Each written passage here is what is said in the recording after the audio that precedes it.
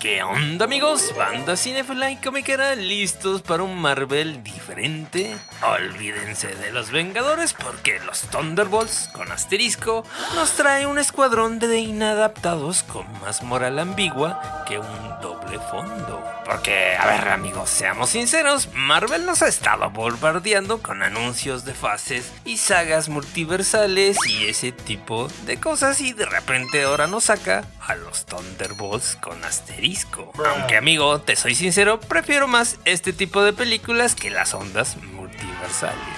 Así que, amigo, prepárate porque hoy vamos a desentrañar todo lo que necesitas saber acerca de esta película antes de que llegue a los cines. Comenzamos, pero ¿qué son los Thunderbolts? ¿Con qué se comen? Pues, amigos, si tú no eres una rata de biblioteca comiquera como un servidor, pues empecemos con lo básico. ¿Quién carajo son los Thunderbolts en los cómics? Imaginen esto, los Vengadores y los Cuatro Fantásticos desaparecen porque ya saben cómo son los cómics, y luego de repente, puff, aparece un nuevo equipo de héroes llamados los Thunderbolts, guapos, heroicos y con trajes brillantes, y obviamente la gente los ama.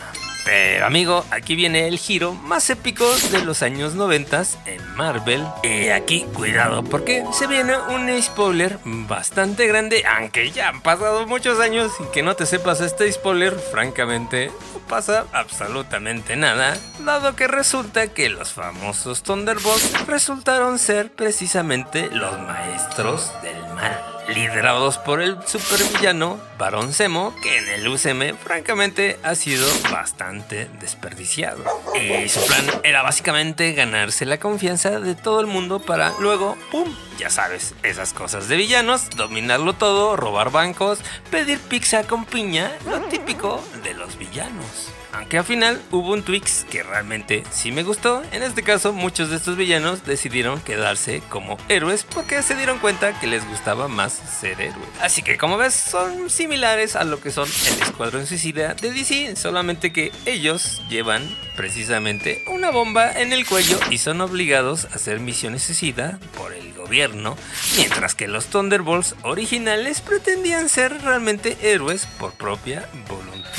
Así que es una diferencia sutil, pero bastante importante. Y mientras que en el UCM realmente va a haber algunos cambios, que en este caso vendría siendo la alineación precisamente integrada por Yelena Belova, interpretada por Florence Pugh, la nueva Viuda Negra, en este caso de las pocas favoritas de, digamos, esta nueva fase 4, que realmente ha tenido personajes no tan queridos, y creo que es de las pocas que se han salvado de esta quema. Y al parecer el líder del equipo va a ser Bucky Barnes, el soldado del invierno, interpretado por Sebastian Stan, sí, nuestro emo de brazo de vibranium, que espero francamente que se convierta en el nuevo capitán.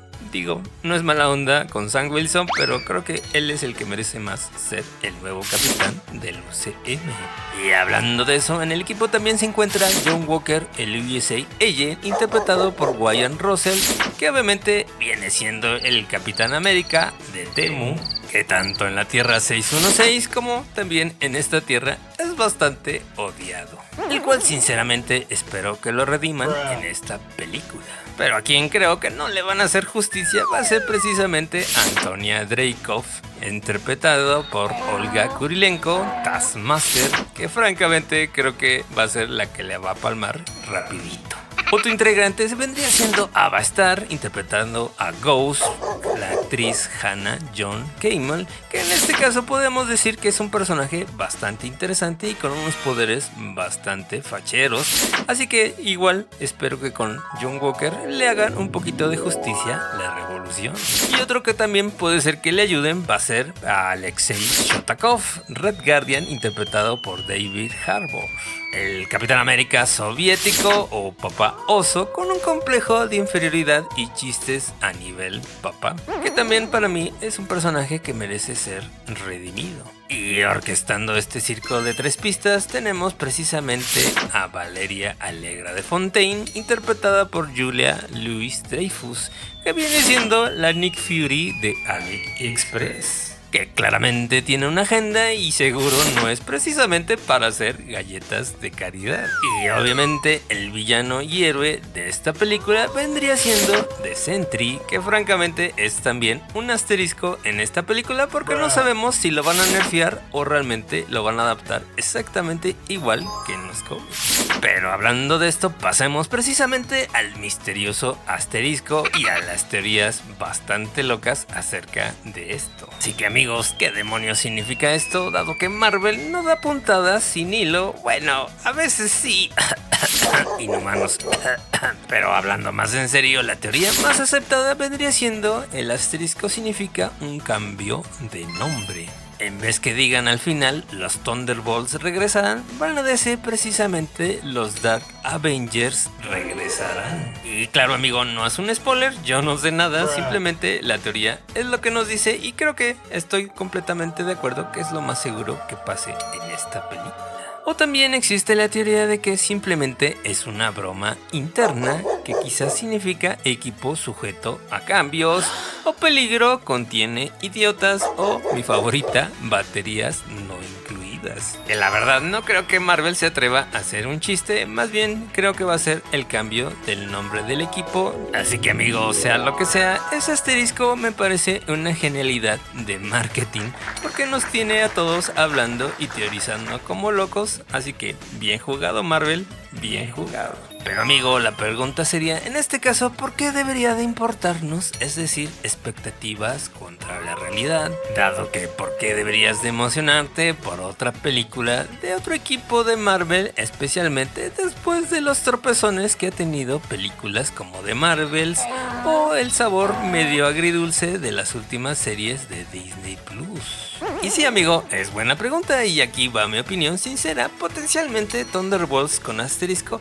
podría ser un soplo de aire fresco, un tono diferente que podría explorar esas zonas grises de los superhéroes con personajes un tanto rotos y un tanto egoístas y forzados a colaborar. Más o menos como los Guardianes de la Galaxia, pero con menos abrazos grupales y más puñaladas tramperas. Dado que para mí, si se atreven a mostrarnos un equipo que fracasa y toma malas decisiones y que no siempre salva al día, realmente eso sería algo bastante refrescante.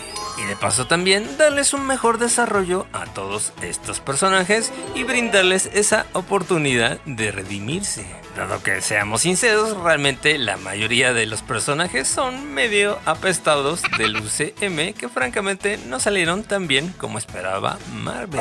Como ves, es un concepto que me parece mucho más interesante y un ejercicio bastante bueno que debería hacer Marvel más seguido, tratar de rescatar a esos personajes no tan queridos. Y ahí lo tienes amigo, los Thunderbolts con asterisco son mucho más que un nombre pegadizo, un concepto, una historia que en los cómics, como dije, funcionó bastante bien en los 90 y un equipo de personajes complejos, o al menos potencialmente complejos en el UCM, y también una película con un montón de preguntas sin respuesta, así que desde ese punto de vista me parece una película interesante de ir a ver.